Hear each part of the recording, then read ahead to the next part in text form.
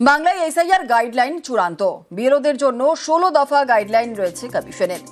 4 November থেকে বাড়ি বাড়ি বিএলওরা এবং প্রত্যেক ভোটারের নামে 2টি ইমিউনাইজেশন ফর্মে ভোটারের ছবি সহ পার্ট এবং বুথ নম্বর। ভোটারকে না পেলে বাড়িতে ফর্ম দিতে হবে, আর ফর্ম জমা দিতে কোনো নথি দিতে হবে না। ইমিউনাইজেশন ফর্ম জমা দিলেই খসড়া তালিকার নাম।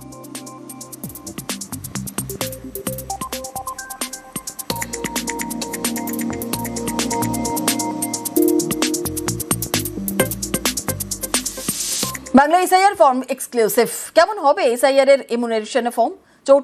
4 তারিখ থেকে বাড়ি বাড়ি বিএলওরা এসআইআর এর ফর্ম। নিউজ 18 বাংলার হাতে।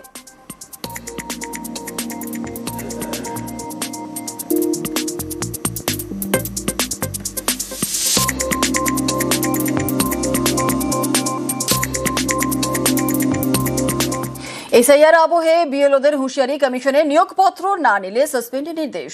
আজ দুপুর 12টা পর্যন্ত ডেডলাইন। বিএলওরা নিয়োগপত্র না নিলে সাসপেন্ডের হুঁশিয়ারি।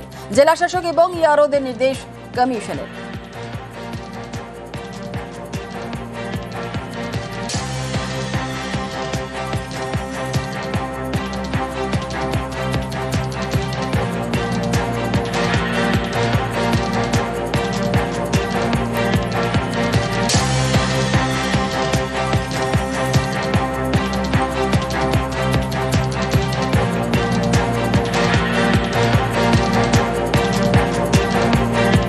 এসআইআর চালুর পরই এজেন্টদের নিয়ে বৈঠক তৃণমূলের। আজ তৃণমূলের বুথ লেভেল এজেন্টদের হবে বৈঠক। তৃণমূলের বিএলওদের নিয়ে বৈঠকে শীর্ষ নেতৃত্ব।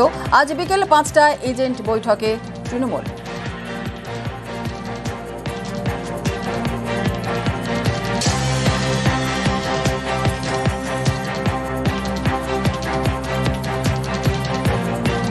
চার ভাই বোন এনআরসির আওতায়। কি হবে তাদের?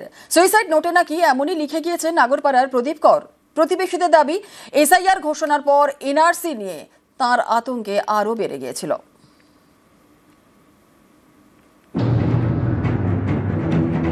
রাজ্যে এসআইআর ঘোষণার পর থেকেই নাকি এনআরসি নিয়ে আতঙ্ক বেড়েছিল উত্তর 24 পরগনার পানিহাটির বাসিন্দা প্রদীপ করেন। এসআইআর কি, নাম বাদ গেলে কি হবে, এই নিয়ে প্রতিবেশীদের কাছে খোঁজ খবরও নিচ্ছিলেন তিনি। তারপরই আত্মঘাতী হন প্রদীপ কর। বুধবার এমনটাই জানান প্রদীপ করের প্রতিবেশীরা। ওনার যে ভাইয়ের বউ আছে এসআইআর নিয়ে প্রেস কনফারেন্স, তারপরে 8টার সময় এসেছিল, বললো দাদা এসআইআর একটা কি আছে। আমি কেন, কি হয়েছে? বলছে আমার দাদা দেখো বারবার যাচ্ছে আসছে, বিড়ি খাচ্ছে 10 মিনিট পর পর, এইরকম তো চলছে। কিন্তু সেটা নিয়ে ওনার ভিতরে গিয়ে কি ছিল সেরকম কোনো কিছু দেখা যায়নি। দেখছেন যে হয়তো বাংলাদেশে পাঠিয়ে দেবে এরকম। ওখানে বড় বড় করে লেখা নিচের দিকে এনআরসি আমার মৃত্যুর জন্য দায়ী। আমি শুনেছি পলাশিতে ওনাদের বাড়ি ছিল, কিন্তু এইখানে প্রায় 45-46 বছর ধরে ভাড়া থাকতেন। ফ্ল্যাটে জাস্ট 6-7 মাস হলো উনি কিনে এসেছেন। এটাই ওনাকে মানসিকভাবে দিল। আমার নিজের জায়গা থেকে আমি এইভাবে উৎখাত হব। কেউ বলছে 2002 সালে লিস্টে নাম ছিল, তাতেও শান্তি হয় না। মানুষের ভেতরে যখন আঘাত লাগে তখন এইভাবে থামানো যায় না। শুধু নিজের জন্য নয়, 4 ভাই বোনকে নিয়েও চিন্তায় ছিলেন প্রদীপ কর। তাঁর দেহের পাশে যে ডায়েরি মিলেছে সেখানে প্রতি লাইনে এনআরসির উল্লেখ। প্রদীপ করের আত্মীয় জানিয়েছেন তাঁর 4টি আঙুল কাটা ছিল, তাই লিখতে অসুবিধা হতো। ফলে তাঁর লেখা খুব একটা পরিষ্কার নয়। ডান হাতের কোনো আঙুলই ছিল না, মানে অর্ধেক আঙুল ছিল না। খাওয়া দাওয়া কি ডান হাতে না বাঁ হাতে করতে পারে নাকি? লিখতে তো 4টে আঙুল থাকা মানে না থাকা মানে লিখতে পারে। হাফ এন্ড হাফ ছিল, 4টে আঙুল একদম ছিল না। তার এই নোট থেকে কিছু লেখা আমরা উদ্ধার করতে পেরেছি। ডায়েরিতে লেখা রয়েছে 4 বোন ভাই এনআরসির আওতায়, এদের কি হবে? আমরা এখন কি করব? এই ডায়েরিকেই প্রাথমিকভাবে প্রদীপ করের সুইসাইড নোট হিসেবে দেখছে পুলিশ। এখানে আরো লেখা রয়েছে তার বাড়ি নদিয়া জেলায়। তার কাছে দলিল ছিল, ভোটার লিস্টে বাবার নাম আছে, মায়ের নাম আছে। 1980-তে মারা গিয়েছেন। এনআরসির আতঙ্ক তাড়া করছিল প্রদীপ করকে। এসআইআর ঘোষণার পর যে আতঙ্ক বেড়ে যায় বলেই দাবি প্রতিবেশীদের। এদিন পানিহাটিতে প্রদীপ করের বাড়িতে যান অভিষেক বন্দ্যোপাধ্যায়। কথা বলেন পরিবারের সঙ্গে। আগরপাড়া থেকে সুবীর দে, নিউজ 18 বাংলা। এনআরসি আতঙ্কে আত্মঘাতী, আগরপাড়ায় আত্মঘাতী প্রদীপ কর। আজ এলাকায় প্রতিবাদ মিছিল তৃণমূলের, নির্দেশ অভিষেকের। বিজেপিকেও এক হাত তৃণমূল সাংসদের।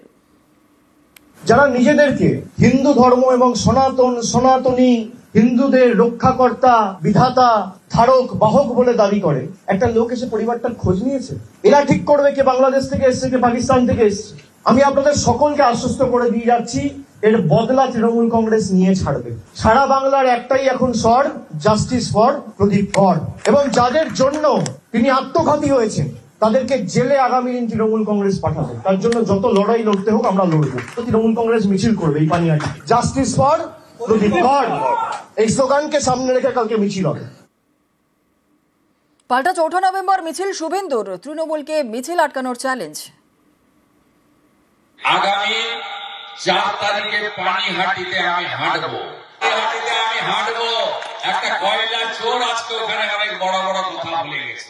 উনি মুখ্যমন্ত্রীর ভাইপো, ওনাকে চ্যালেঞ্জ করে গেলাম, আমি হাঁটবো, আপনার ক্ষমতা থাকলে আপনার বাহিনীকে বলবেন আটকে রুখে দেখাবে। এসআইআর এর আতঙ্কে আত্মহত্যার চেষ্টা কোচবিহারের বুড়িরহাটে। আর 2002 সালের ভোটার তালিকায় নাম ভুল রয়েছে।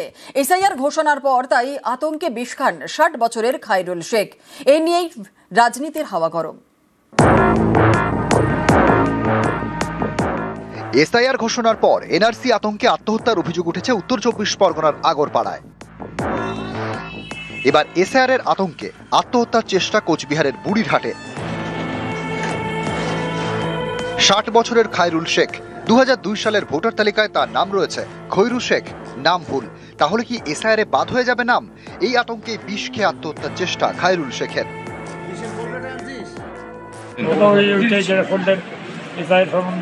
আপনার নাম কেমন কি ছিল এখানে তালিকায়? ভোটার লিস্টে ইয়েতে নাম আছে খায়রুল শেখ, খৈরুল শেখ। আমার একটা আতঙ্ক দেখা, আমি বাদ পড়ে যাবো, আমি মনে মনে চিন্তা করতে ভোট করলো কি জানি না কিছু, যা ইচ্ছে আমার হচ্ছে মরা ভালো। নাম এক জায়গায় আধার কার্ড, ভোটের ফটো, ওইটা যাচ্ছে খায়রুল শেখ। আর ওই যে ভোটের নিতে খৈরুল শেখ, খৈরুল আর খায়রুল, ওই যে মানে ভয়ের কারণে টেনশনে বুঝলেন, নামের গণের জন্য ভয় খেয়েছে, বুঝলেন। তারপরে হইলো সকালে নামাজ পড়ে দেয় নাই, বাসন দিয়ে গেছে, বিষের বোতল নিয়ে আসছে, বিষের বোতল নিয়ে আসি ঘরে দুধ দিয়ে তারপরে সে বিষ খেয়েছে। এটার জন্য কিন্তু কমিশনকে দায়বদ্ধতা গ্রহণ করতে হবে। কমিশন কখনো এই দায়বদ্ধতা এড়িয়ে যেতে পারে না। পরপর দুটো ঘটনা আমাদের চোখে আঙুল দিয়ে দেখিয়ে দিল যে কিভাবে এসআইআর মানুষকে হরণ করে নিচ্ছে। নাম ভুল আছে বলেই যে সে বিষ খাবে এমনটা বিষয় নয়, কারণ নামটা সংশোধন করারও তো জায়গা আছে, তো এতদিন সংশোধন করতে পারত। আর এসআইআর হলে পরে অনেক অনুপ্রবেশ বাতিল হবে, তারা এখানে ক্ষমতায় আসতে পারবে না। আর যার ফলে তারা মিথ্যা মানে ভিত্তিহীন অভিযোগ তারা তুলছে। নিউজ 18 বাংলা। দিনহাটায় এসআইআর আতঙ্কে আত্মহত্যার চেষ্টা, পরিবারের পাশে থাকার আশ্বাস মমতার। উদয়ন গুহকে বাড়ি যাওয়ার নির্দেশ মুখ্যমন্ত্রীর। উদয়ন, তুমি আছো? তুমি জানো তোমার দিনহাটায় একজন আজকে বিষ খেয়েছে এনআরসির বিরুদ্ধে, ওনার বাড়ি যাবে ফিরে গিয়ে। कोई डिवाइड एंड रूल नहीं चाहिए। हर इंसान का जो डेमोक्रेटिक राइट है, जो जेन्युइन वोटर है, सब जेन्युइन वोटर ठीक से रहे। দিনহাটার ঘটনায় সরব অভিষেক, আতঙ্কের পরিবেশ তৈরির অভিযোগ। দিনহাটায় আর একজন ভদ্রলোক এসআইআর এর ভয়ে আত্মহত্যা করার চেষ্টা করেছে বিষ খেয়ে, তাকে হাসপাতালে নিয়ে যাওয়া হয়েছে। আমি সর্বশক্তিমানের কাছে প্রার্থনা করি তাকে যেন সুরক্ষিত রাখে। কিন্তু দিনের পর দিন যেভাবে মানুষ আতঙ্কের মধ্যে বসবাস করছে, আমি সকলকে অনুরোধ করব আপনারা চিন্তা করবেন না। 26শে বাংলা দখল, চ্যালেঞ্জ অমিত শাহের। বাংলায় বিজেপির ভিত পোক্ত বলে দাবি, এবার ইমারত তৈরির হুঁশিয়ারি অমিত শাহের। भारतीय जनता पार्टी की 4 सीटें थी, 77 हो गई। 100 साल से भी पुरानी और आधी सदी जिन्होंने बंगाल पर राज किया वो कांग्रेस पार्टी की 0 सीट। 25 साल तक जो जिन कम्युनिस्टों ने राज किया उसकी बंगाल में 0 सीट। तो भारतीय जनता पार्टी ने अपनी जमीन प्राप्त कर ली है, एक नींव बनी है और ये नींव पर आगे बड़ी इमारत बनेगी। इस बार बंगाल चुनाव निश्चित रूप से भारतीय जनता पार्टी जीतने जा रही है, इसका मुझे पूरा विश्वास। বিজেপি নেতাদের থেকে নথি চাওয়ার নিদান, নথি দেখাতে না পারলে বেঁধে রাখুন, তৃণমূল কর্মীদের উদ্দেশ্যে বার্তা অভিষেক বন্দ্যোপাধ্যায়ের। গণেশ কুমারের বাবার নাম আছে ভোটার লিস্টে, ডকুমেন্ট দেখাতে পারবে? অমিত শাহর বাবার জন্মের সার্টিফিকেট দেখাতে পারবে? প্রধানমন্ত্রী থেকে শুরু করে ক্যাবিনেটে যারা মন্ত্রী রয়েছে তার বাবার ঠাকুরদার জন্মের সার্টিফিকেট দেখাতে পারবে? স্থানীয় যারা বিজেপির নেতারা যদি এখানে ঢোকেন ঘিরে ধরবেন এদেরকে, বলবে বাবা ঠাকুরদার সার্টিফিকেট নিয়ে তারপর প্রচার করতে আসবেন। বেঁধে রাখবেন গাছে, পোস্টে বেঁধে রাখবেন, হাত তুলবেন না, বলবেন সার্টিফিকেট নিয়ে তারপর তোর দড়ি খুলবো। মোদী সরকার যে আমাদের থেকে সার্টিফিকেট চেয়েছে, আগে তোরা সেই সার্টিফিকেট মানুষকে দেখা, তারপর কাগজ চাইবি মানুষের কাছে। বিএলওদের গ্রেফতারি হুঁশিয়ারি শুভেন্দু ও তৃণমূল নেতাদের কথায় প্রভাবিত হলে ব্যবস্থা, কমিশনের নির্দেশ মেনে কাজের পরামর্শ শুভেন্দুর। আপনারা বিএলওদের যত প্রভাবিত করুন, আমরাও আছি। 52 জন বিএলও বিহারের জেলে আছে, এটা মাথায় রেখে তৃণমূলের কথা শুনবেন, শুনুন ইলেকশন কমিশনের কথা। বিএলওরা কোন পার্টি, কোন দাদা দিদির কথা শুনবেন না, শুনতে যদি হয় ইলেকশন কমিশনের কথা শুনবেন। আপনি ভাবছেন বিহারের পুলিশ নীতিশ কুমারের হাতে ছিল তাই জেলে গেছি, এখানের পুলিশ বাধ্য হবে আপনার বিরুদ্ধে ব্যবস্থা নিতে। আর পুলিশ যদি বাধ্য না হয়, সর্বভারতীয় রাজনৈতিক দল হিসেবে আমরা যেখানে গেলে আপনি জেলে যান সে ব্যবস্থা করব।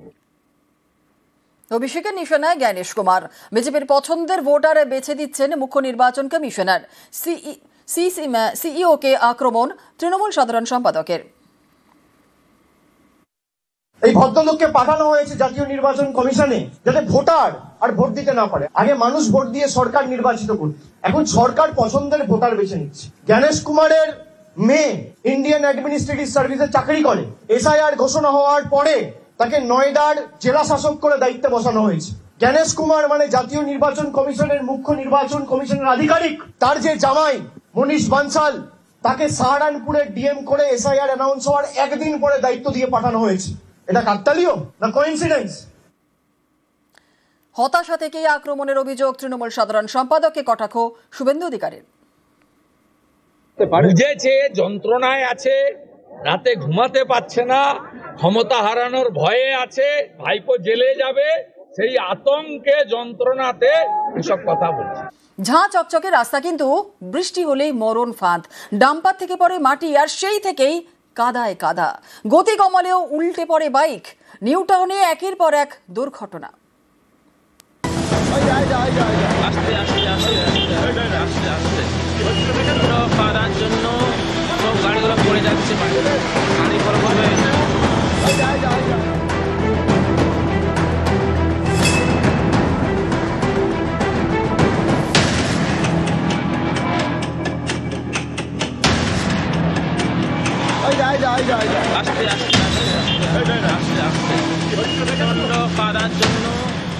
এভাবেই একের পর এক দুর্ঘটনা, পিছলে যাচ্ছে বাইকের চাকা, বাইক থেকে পড়ে ভাঙছে হাত পা।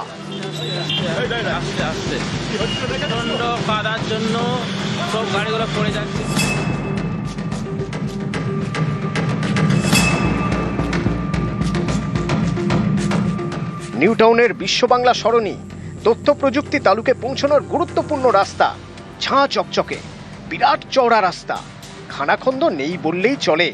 সেই রাস্তাতেও একের পর এক দুর্ঘটনা।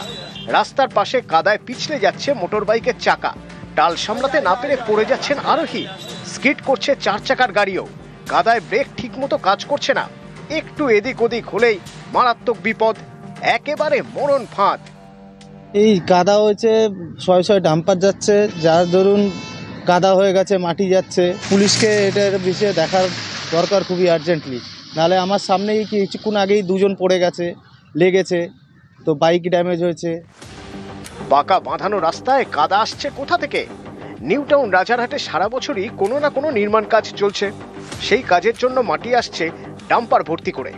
নিউ টাউনের রাস্তায় রাতভর চলে মাটি বোঝাই ডাম্পার, ডাম্পার থেকে ঝরে ঝরে পড়ে মাটি, বৃষ্টিতে সেই মাটি থেকে কাদা, তাতেই পিছলে যাচ্ছে গাড়ির চাকা।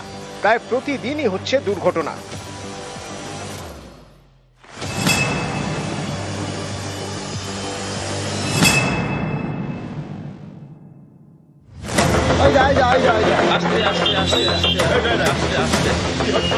কাদার জন্য কাদা পড়েছে রোডে আপনার। আমরা এটা ওই ক্লিনিং প্রসেস অলরেডি চলছে আপনার, আশা করছি আপনার শীঘ্রই হবে আপনার। তাই জন্য এখান থেকে আমরা যত বাইকগুলো আছে বাইকগুলো যেন সামনে গিয়ে আপনার না পড়ে যাক বলে এখান থেকে আমরা সার্ভিস রোড দিয়ে পাঠাচ্ছি, মেন গাড়িগুলোকে আপনার একটা মেন ক্যারেজ দিয়ে পাঠাচ্ছি। কিন্তু এখনো পর্যন্ত এইভাবে মাটি যেমন পরিষ্কার করার কাজ চলছে, ডাম্পার দৌরত্ব রাতের অন্ধকারে, যার ফলে বেশ কয়েকজন আহত হয়েছে দুর্ঘটনায়। ক্যামেরা সনদ মিশ্রের সঙ্গে অনুপ চক্রবর্তী, নিউজ 18 বাংলা, কলকাতা। জঙ্গলমহলে জঙ্গল বেহাত। ঝাড়গ্রামে বন দফতরের জমি দখল করে তৈরি হচ্ছে একের পর এক রিসর্ট। আর এই অভিযোগে সরব স্থানীয়রা। জমি খালি করতে বলে একাধিক রিসর্টকে নোটিশ ধরিয়েছে বন দফতর। কিন্তু অনেকেরই প্রশ্ন, এতদিন বন দফতর কি করছিল? তাদের জমি দখল করে এভাবে রিসর্ট হচ্ছে কিভাবে? বন দফতর কি কিছুই জানতো না, নাকি শস্যের মধ্যেই ভূত?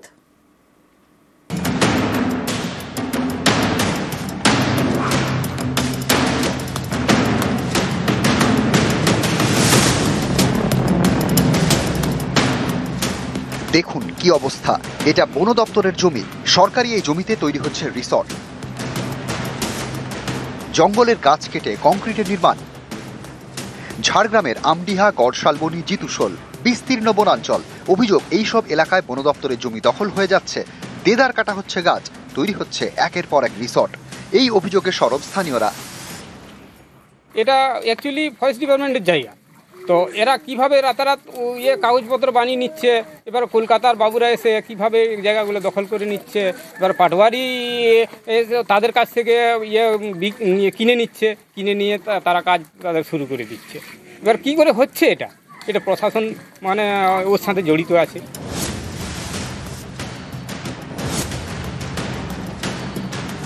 মালিক হচ্ছে গোবিন্দ মাইত, সবংয়ে বাড়ি। এই জায়গাটা কি উনার? হ্যাঁ, ওনার না হলে উনি কিভাবে কাজ করাতে পারেন? একটা যখন গাছ ধরছেন নিশ্চয়ই ওনার জায়গা। উনি কি কিনেছেন? হ্যাঁ, কিনেছেন। সম্প্রতি ঝাড়গ্রামে প্রায় 125 জনের জমি হাতিয়ে তা বিক্রি করে দেওয়ার অভিযোগ ওঠে।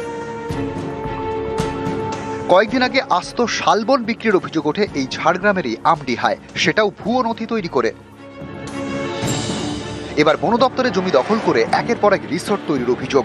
7 দিনের মধ্যে জায়গা খালি করে দিতে বলে একাধিক রিসর্টকে নোটিশ দিয়েছে বন দপ্তর। অভিযোগ, তারপরেও বেআইনি নির্মাণ চলছে। অনেকেরই প্রশ্ন, জঙ্গলের গাছ কেটে একের পর এক রিসর্ট তৈরি হচ্ছে কিভাবে? বন দপ্তর কি কিছুই জানতো না? রিসর্ট তৈরি করতে তো অনেক সময় লাগে, ততদিনে কি কিছুই চোখে পড়েনি বন দপ্তরের? বন দপ্তরের কি নজরদারি বলে কিছু নেই, নাকি শস্যের মধ্যেই ভূত? বন দপ্তরের একাংশই কি যুক্ত? ঝাড়গ্রাম থেকে রাজু সিং, নিউজ 18 বাংলা।